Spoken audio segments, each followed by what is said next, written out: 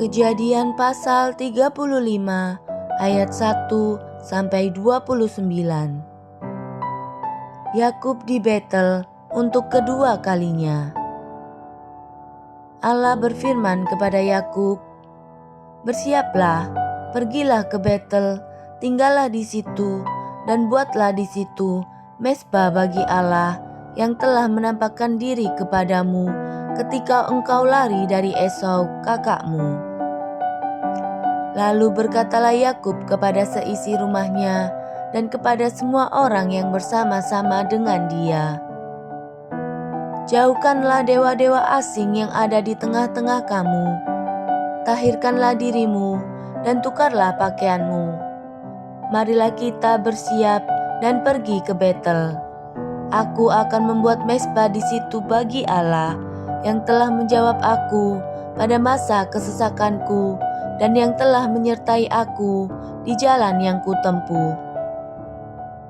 Mereka menyerahkan kepada Yakub segala dewa asing yang dipunyai mereka dan anting-anting yang ada pada telinga mereka.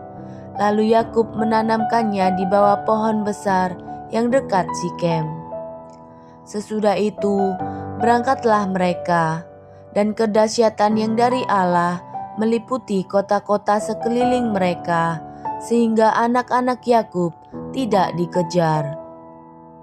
Lalu sampailah Yakub ke Luz yang di tanah Kanaan, yaitu Betel, ia dan semua orang yang bersama-sama dengan dia. Didirikannyalah mezbah di situ, dan dinamainyalah tempat itu El Betel, karena Allah telah menyatakan diri kepadanya di situ ketika ia lari terhadap kakaknya. Ketika Deborah, inang pengasuh Ribka, mati, dikuburkanlah ia di sebelah hilir Betel, di bawah pohon besar yang dinamai orang pohon besar penangisan.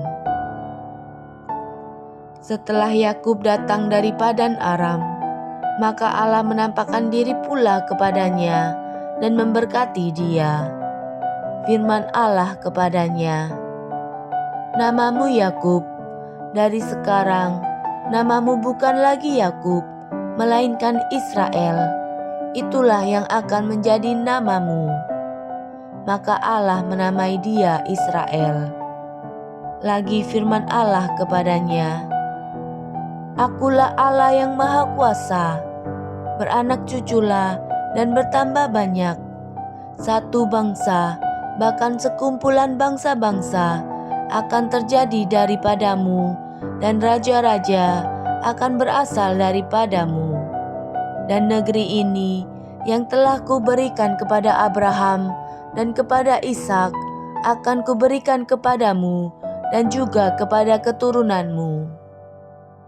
Lalu naiklah Allah meninggalkan Yakub dari tempat ia berfirman kepadanya.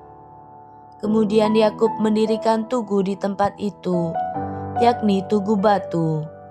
Ia mempersembahkan korban curahan dan menuangkan minyak di atasnya. Yakub menamai tempat di mana Allah telah berfirman kepadanya, Betel. Kelahiran Benyamin. Rahel mati. Kelahiran Benyamin. Rahel mati. Sesudah itu berangkatlah mereka dari Betel. Ketika mereka tidak berapa jauh lagi dari Efrata, bersalinlah Rahel, dan bersalinnya itu sangat sukar. Sedang ia sangat sukar bersalin, berkatalah bidan kepadanya, "Janganlah takut, sekali ini pun anak laki-laki yang kau dapat." Dan ketika ia hendak menghembuskan nafas, sebab ia mati kemudian, diberikannyalah nama Ben-Oni kepada anak itu, tetapi ayahnya menamainya Benyamin. Demikianlah Rahel mati, lalu ia dikuburkan di sisi jalan ke Efrata, yaitu Betlehem. Yakub mendirikan tugu di atas kuburnya. Itulah tugu kubur Rahel sampai sekarang. Sesudah itu berangkatlah Israel Lalu ia memasang kemahnya di seberang Migdal Eder.